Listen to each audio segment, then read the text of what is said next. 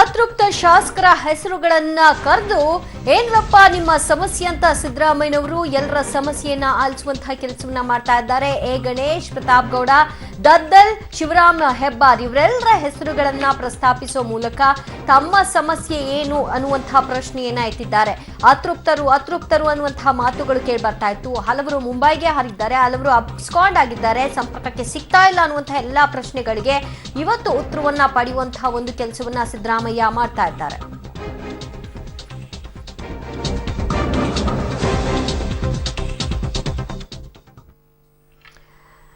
CLP ಸಭೆಗೆ 76 ಮಂದಿ ಶಾಸಕರು ಹಾಜರಾಗಿದ್ದಾರೆ. ಈ ಖುಷಿ ಸಿದ್ದರಾಮಯ್ಯನವರ ಮೊಗದಲ್ಲಿ ಕಾಣಿಸ್ತಾ ಇದೆ. ಆದ್ರೆ ಯಡಿಯೂರಪ್ಪನವರ ಪ್ರೆಸೆಂಟ್ ಸಿಚುವೇಶನ್ ಏನು ಅನ್ನೋದು ಸದ್ಯ ಕುತೂಹಲ ಮನೆ ಮಾಡಿದೆ. ಯಾಕಂದ್ರೆ ನಾಳಿನ ಸಿಎಲ್ಪಿ ಸಭೆಯಲ್ಲಿ ಎಲ್ಲರ ಬಣ್ಣ ಬಯಲಾಗುತ್ತೆ ಅಂತ ಯಡಿಯೂರಪ್ಪನವರು ಹೇಳಿದ್ರು.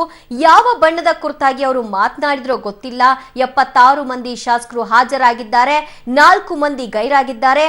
ಅದರಲ್ಲಿ 2 ತಮ್ಮ ಒಂದು ಸ್ಟೇಟ್ಮೆಂಟ್ ಗಳನ್ನ ಕೊಟ್ಟಿದ್ದಾರೆ.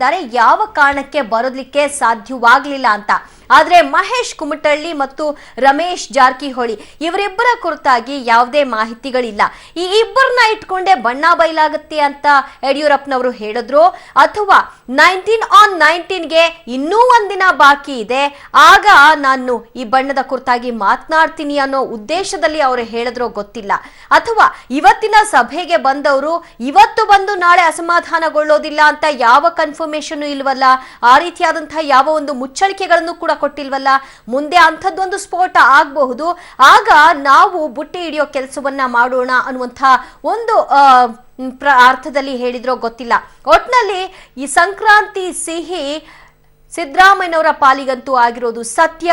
ಕಹಿ ಆಗಿರೋದು ಸದ್ಯಕ್ಕೆ ಯಡಿಯೂರಪ್ಪನವರಿಗೆ. ಕಾರಣ ಆಪರೇಷನ್ ಟುಸ್ ಆಗಿದೆ. ಹೀಗಾಗಿ ಬಿಜೆಪಿಯ ಶಾಸಕರೆಲ್ಲರೂ ಕೂಡ ರೆಸಾರ್ಟ್ನಿಂದ ಹೊರಕ್ಕೆ ಬರೋ ಮೂಲಕವಾಗಿ ಬೆಂಗಳೂರಿನತ್ತ ಮುಖ ಮಾಡಲಿಕ್ಕೆ ಸಿದ್ಧರಾಗ್ತಾ ಇದ್ದಾರೆ. ಇವತ್ತು ಅಥವಾ ನಾಳೆ ಎಲ್ಲ ಬಿಜೆಪಿಯ ಶಾಸಕರು ಬೆಂಗಳೂರಿನ ಕಡೆಗೆ ವಾಪಸ್ ಬರಲಿದ್ದಾರೆ.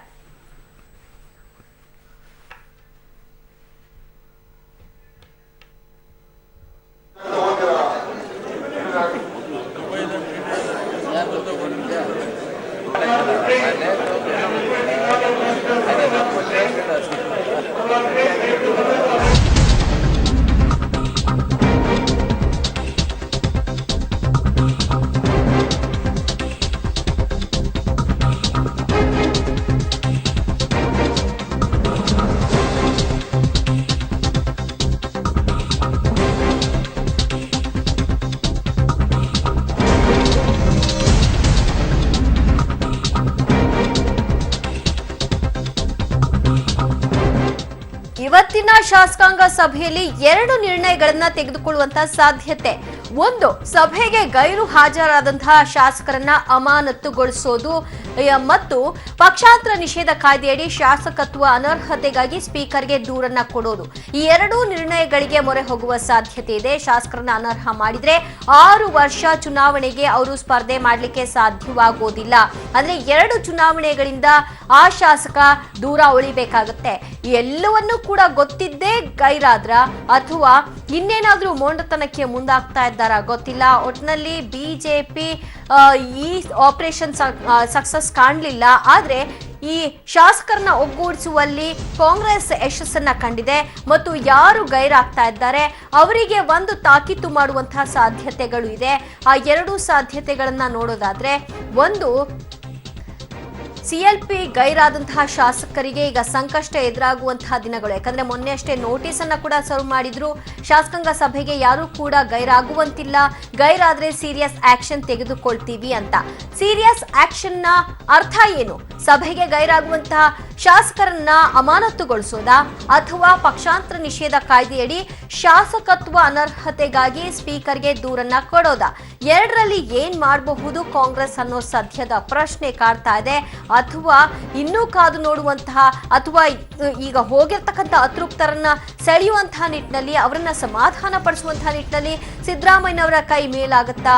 ಕಾದು ನೋಡಬೇಕು. ಶಾಸಕಾಂಗ ಸಭೆಯಲ್ಲಿ 2 ನಿರ್ಣಯಗಳನ್ನ ತೆಗೆದುಕೊಳ್ಳುವಂತಹ ಸಾಧ್ಯತೆಗಳಿದೆ. ಆ ನಿರ್ಣಯಗಳ ಕುರಿತಾಗಿ ಸಭೆಯ ಬಳಿಕ ಸಿದ್ದರಾಮಯ್ಯನವರೇ ಮಾತನಾಡಬೇಕಿದೆ. ಈ ಬಗ್ಗೆ ಹೆಚ್ಚಿನ ಡೀಟೇಲ್ಸ್ ಕೊಡ್ತಾರೆ ನಮ್ಮ ಪ್ರತಿನಿಧಿ ಸುಖೇಶ್.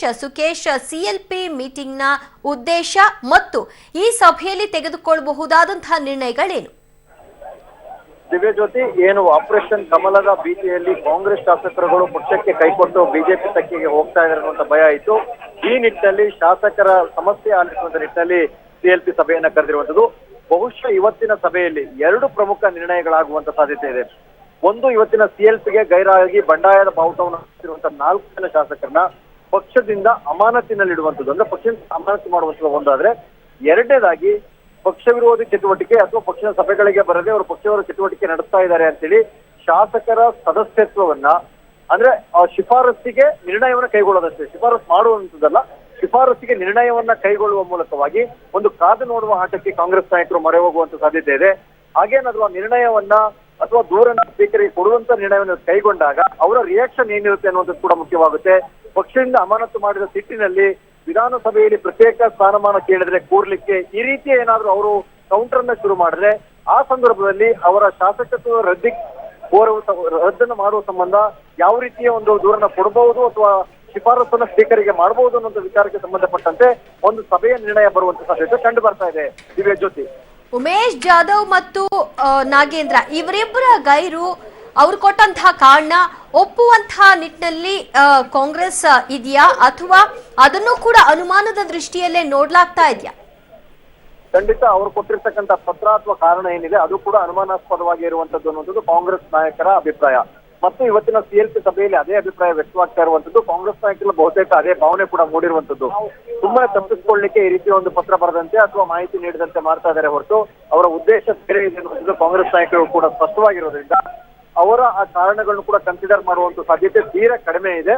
ಮತ್ತು ಯಾಕಂದ್ರೆ ಅದ್ರ ನಿರ್ಣಯ ಅದನ್ನು ನಿರ್ಧರಿಸುವಂತವರು ಸಿಎಲ್ಪಿ ನಾಯಕರಾಗಿರೋದ್ರಿಂದ ಸಿಎಲ್ಪಿ ನಾಯಕರ ವಿವೇಚನೆ ಅನುಗುಣವಾಗಿ ಅದು ತೀರ್ಮಾನ ಆಗುತ್ತೆ. ಮತ್ತು ಆ 4 ಜನರನ್ನು ಕೂಡ ಇವತ್ತಿನ ಸಭೆಯಿಂದ ಅವರು ಬರ್ಲಿಕ್ಕೆ ಸಾಧ್ಯ ಇಲ್ಲ, ಅವರು ಬರಲ್ಲ ಅನ್ನುವಂತ ತೀರ್ಮಾನಕ್ಕೆ ಮೊದಲೇ ಕೂಡ ಕಾಂಗ್ರೆಸ್ ನಾಯಕರು ಮಾನಸಿಕವಾಗಿ ಸಿದ್ಧರಾಗಿದ್ರು. ದಿವ್ಯಜ್ಯೋತಿ, ಎಲ್ಲರ ಸಮಸ್ಯೆಗಳನ್ನು ಆಲಿಸಿದಾಗ ಎಲ್ಲರೂ ಕೂಡ ಸಚಿವ ಸ್ಥಾನದ ಬೇಡಿಕೆಗಳನ್ನೇ ಇಡ್ತಾರೆ ಅಂದಾಗ ಎಲ್ಲರೂ ಹೊಟ್ಟೆ ತುಂಬಿಸೋಕ್ ಸಾಧ್ಯವಾಗುತ್ತಾ ಸುಖೇಶ್ ಇವತ್ತಿನ ಈ ಸಿಎಲ್ಪಿಯಲ್ಲಿ? ಅಂದ್ರೆ ಎಲ್ಲರೂ ಕೂಡ ಇದುವರೆಗೆ ಸಚಿವ ಸ್ಥಾನದ ಬೇಡಿಕೆಯನ್ನು ಇಟ್ಟಿದ್ದಾರೆ ಅನ್ನುವಂಥದ್ದು ಇದುವರೆಗೂ ಸ್ಪಷ್ಟವಾಗಿಲ್ಲ. ಆದ್ರೆ ಬೇರೆ ಬೇರೆ ಬೇಡಿಕೆಗಳಿರುವಂತದ್ದು ಹೌದು. ಮತ್ತು ಹಿರಿಯ ಶಾಸಕರಲ್ಲಿ ಸಚಿವ ಸ್ಥಾನದ ಆಸೆ ಅಭಿಲಾಷೆಗಳು ಇರುವಂತದ್ದು ಸ್ಪಷ್ಟ. ಮತ್ತೆ ಹೊಸ ಶಾಸಕರುಗಳನ್ನಾದ್ರೂ ನಿಗಮ ಮಂಡಳಿಗಳಿಗೆ ಸೀಮಿತಗೊಳಿಸುವಂತ ಯಾವುದೇ ಅನುಮಾನ ಇಲ್ಲ. ಆದ್ರೆ ಶಾಸಕರ ಬೇರೆ ಬೇರೆ ಸಮಸ್ಯೆಗಳಿದಾವೆ, ಸರ್ಕಾರದ ಮಟ್ಟದಲ್ಲಿ ಸಾಕಷ್ಟು ಸಮಸ್ಯೆಗಳಿದಾವೆ ಅನ್ನುವಂಥದ್ದೇ ಪದೇ ಪದೇ ಶಾಸಕರುಗಳು ಹೇಳ್ಕೊಂಡು ಬಂದಂಥದ್ದು. ಅದರ ಬಗ್ಗೆ ಕಾಂಗ್ರೆಸ್ ನಾಯಕರುಗಳು ಕಾದು ನೋಡುವ, ಸಮಾಧಾನ ಮಾಡುವ ತಂತ್ರವನ್ನೇ ಅನುಸರಿಸಿದ್ರು. ಬಹುಶಃ ಅದೇ ಮುಳುವಾಯ್ತಾ ಈ ಹಂತದವರೆಗೆ ಅನ್ನುವಂಥದ್ದು ಈಗ ಕಾಂಗ್ರೆಸ್ ನಾಯಕರುಗಳು ಆತ್ಮಾವಲೋಕನ ಮಾಡ್ಕೊಳ್ಬೇಕಾದಂತ ಸಭೆ ಆಗಿರೋದ್ರಿಂದ ಸಹಜವಾಗಿ ಶಾಸಕರ ಅಭಿವೃದ್ಧಿ, ಅಂದ್ರೆ ಕ್ಷೇತ್ರ ಅಭಿವೃದ್ಧಿಗೆ ಸಂಬಂಧಪಟ್ಟಂತೆ ಅಥವಾ ಸರ್ಕಾರದ ಯೋಜನೆಗಳಿಗೆ ಹಣವನ್ನು ತೆಗೆದುಕೊಂಡು ಹೋಗುವ ವಿಚಾರಕ್ಕೆ ಸಂಬಂಧಪಟ್ಟಂತೆ ಸರ್ಕಾರದ ಮಟ್ಟದಲ್ಲಿ ಯಾವ ರೀತಿಯ ಸ್ಪಂದನೆ ಸಿಕ್ಕಿಲ್ಲ ಅನ್ನುವಂಥದ್ದೇ ಪ್ರಮುಖ ವಿಚಾರವಾಗಿ ಇವತ್ತು ಚರ್ಚೆ ನಡೆಯುವಂತ ಸಾಧ್ಯತೆ ಇದೆ. ಜೊತೆ ಅಂದ್ರೆ ಒಂದು ಕಡೆಯಲ್ಲಿ ಒಗ್ಗಟ್ಟು ಪ್ರದರ್ಶನ ಮಾಡೋದು, ಈ ಮೂಲಕ ಕಾಂಗ್ರೆಸ್ನ ಬಣ್ಣ ಬಯಲಾಗುತ್ತೆ ಅಂತ ಏನು ಯಡಿಯೂರಪ್ಪನವರು ಗುಡುಗಿದ್ರು, ಅವ್ರಿಗೂ ಒಂದು ಮೆಸೇಜ್ ಪಾಸ್ ಮಾಡೋದು, ಈ ಎರಡರಲ್ಲಿ ಕಾಂಗ್ರೆಸ್ ಇವತ್ತು ಸಕ್ಸಸ್ ಕಂಡಿದೆ ಅಂತ ಅನ್ನಿಸ್ತಾ ಇದೆಯಾ ಅಥವಾ ಇದು ಮೇಲ್ನೋಟಕ್ಕೆ ಸಕ್ಸಸ್ ಅನ್ಸಿದ್ರು ಕೂಡ ಮುಂದೆ ಇದೆ ಅನ್ನುವಂತಹ ಏನಾದ್ರೂ ಪ್ರಶ್ನಾರ್ಥಕ ಚಿಹ್ನೆ ಉಳಿಸಿದ್ಯಾ? ಇದರ ಜೊತೆ ಈ ಕ್ಷಣಕ್ಕೆ ಅಂದ್ರೆ ಇವತ್ತಿನ ಬೆಳವಣಿಗೆಯನ್ನು ನೋಡಿದ್ರೆ ಬಿಜೆಪಿಗೆ ತಕ್ಕನಾದ ಉತ್ತರವನ್ನು ಕೊಡುವಲ್ಲಿ ಕಾಂಗ್ರೆಸ್ ಯಶಸ್ವಿ ಆಗಿದೆ ಅನ್ನುವಂತ ಮೇಲ್ನೋಟಕ್ಕೆ ಅನಿಸ್ತಾ ಇದೆ. ಆದ್ರೆ ಶಾಸಕರ ಅಂತರಾಳದಲ್ಲಿ ಮನಸ್ಸಲ್ಲಿ ಏನಿದೆ ಅನ್ನುವಂಥದ್ದನ್ನ ನಿಜಕ್ಕೂ ಹೇಳೋದು ಕಷ್ಟ ಆಗುತ್ತೆ. ಆದ್ರೆ ಕಾಂಗ್ರೆಸ್ ನಾಯಕರು ಕೂಡ ಸಾಕಷ್ಟು ಅನುಮಾನಗಳಿದ್ದೆ ಅಂತ ಶಾಸಕರುಗಳು ಕೆಲವರಿದ್ರು, ಅವರು ಕೂಡ ಬಂದಿರುವಂತದ್ದು. ಯಾಕಂದ್ರೆ ಎಲ್ಲರಿಗೂ ಕರೆದಂತೆ ಅವರಿಗೂ ಕೂಡ ನೋಟಿಸ್ ಕೊಟ್ಟು ಕರೆಲಾಗಿತ್ತು. ಅವರು ಯಥಾವತ್ತಾಗಿ ಬಂದಿರುವಂತದ್ದು ಸದ್ಯದ ಮಟ್ಟಿಗೆ ತಾತ್ಕಾಲಿಕವಾಗಿ ಕಾಂಗ್ರೆಸ್ ನಾಯಕರು ಸಮಾಧಾನ ಪಟ್ಟುಕೊಳ್ಳಬಹುದಾದ ವಿಚಾರ. ಮತ್ತು ಅದೇ ಸಂದರ್ಭದಲ್ಲಿ ಬಿಜೆಪಿ ನಾಯಕರುಗಳು ಕೂಡ ತಮ್ಗೇನೋ ಒಂದು ಆಗುತ್ತೆ, ಇವತ್ತು ಸಿಎಲ್ಪಿಯಲ್ಲಿ ಒಂದಷ್ಟು ಜನ ಶಾಸಕರು ಹೋಗದೆ ಸಡ್ಡು ಹೊಡಿತಾರೆ ಅಥವಾ ನಮ್ಮ ಪ್ರಯತ್ನಕ್ಕೆ ಮತ್ತೊಂದು ಆಶಾಕಿರಣ ಕಾಣಬಹುದು ಅನ್ನೋ ನಿರೀಕ್ಷೆ ಏನಿತ್ತು, ಅದಕ್ಕೆ ಸ್ವಲ್ಪ ಮಟ್ಟಿಗಿನ ಹಿನ್ನಡೆ ಆಗಿದೆ ಅಂತ ಹೇಳ್ಬೋದು.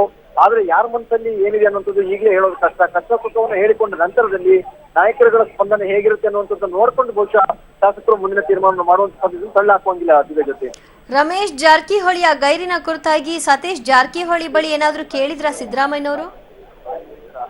ಆ ವಿಚಾರವಾಗಿ ನಿನ್ನೆ ರಾತ್ರಿಯೇ ಮಾತುಕತೆ ಆಗಿದೆ. ನಿನ್ನೆ ರಾತ್ರಿ ಬೆಳಗಾವಿಯಲ್ಲಿ ಉಳ್ಕೊಂಡಿದ್ರು ಸಿದ್ದರಾಮಯ್ಯನವರು. ಅಲ್ಲಿ ಅವರು ರಮೇಶ್ ಜಾರಕಿಹೊಳಿ ಅವರ ವಿಚಾರವಾಗಿ ಸತೀಶ್ ಜಾರಕಿಹೊಳಿ ಬಳಿ ಮಾತಾಡಿದ್ರು. ಮತ್ತು ಅವರ ಸಹೋದರರಾಗಿರ್ತಕ್ಕಂಥ ಲಖನ್ ಜಾರಕಿಹೊಳಿ ಅವರ ಜೊತೆ ಕೂಡ ಮಾತನಾಡಿ ಮನವೊಲಿಕೆಗೆ ಯತ್ನವನ್ನ ಮಾಡಿದ್ರು.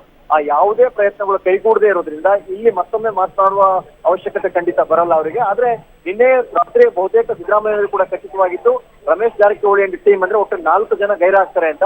ಆದ್ರೆ ಅದರಲ್ಲೂ ಕೂಡ ಇಬ್ರು ಜಾಣ್ಮೆಯ ನಡೆಯನ್ನ ಪ್ರದರ್ಶಿಸಿದ್ದಾರೆ. ಯಾವ ಕಾರಣಕ್ಕೆ ಬರಕ್ಕಾಗಲ್ಲ ಅಂತ ಒಬ್ರು ಪತ್ರ ಬರೆದ್ರೆ ಮತ್ತೊಬ್ರು ಫೋನ್ ಮುಖಾಂತರವಾಗಿ ಮಾತನಾಡಿ ಇಂಥ ಕಾರಣಕ್ಕೆ ಬರಕ್ಕಾಗ್ತಿಲ್ಲ ಅನ್ನುವಂತ ಒಂದು ರೀತಿಯ ಎರಡೂ ಕಡೆ ಬ್ಯಾಲೆನ್ಸ್ ಮಾಡುವಂತ ಒಂದು ಪ್ರಯತ್ನವನ್ನು ಮಾಡಿದ್ದಾರೆ.